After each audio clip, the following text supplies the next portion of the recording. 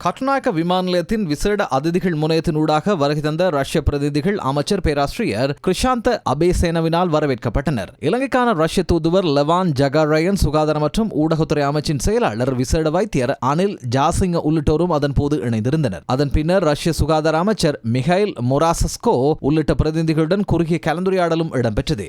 ரஷ்ய அமைச்சர் உள்ளிட்ட பிரதிநிதிகள் 3 நாள் உத்தியோகபூர்வ விஜயம் மேற்கொண்டு நாட்டுக்கு வருகை தந்துள்ள நிலையில் சுகாதார மற்றும் ஊடகத்துறை அமைச்சர் வைத்தியர் நலிந்த ஜாத்திசோ பேச்சுவார்த்தைகளை முன்னெடுக்க உள்ளனர். அதோடு வெளிவிகார, வெளிநாட்டு வேலைவாய்ப்பு மற்றும் சுற்றுலாத்துறை அமைச்சர் விஜித ஹேரத்துடனும் பேச்சுவார்த்தை முன்னெடுக்கப்பட உள்ளது. குறித்த தரப்பினர் நாளைய தினம் கொழும்பு தேசிய வைத்தியசாலை மற்றும் கொழும்பு பல்கலைக்கழகத்தின் வைத்திய பீடத்துக்கும் விஜயம் மேற்கொள்ள உள்ளனர். இலங்கை மற்றும் ரஷ்ய சுகாதார அமைச்சுக்களுக்கு இடையில் புரிந்துணர்வு ஒப்பந்தங்களும் கைச்சாத்திடப்பட உள்ளன.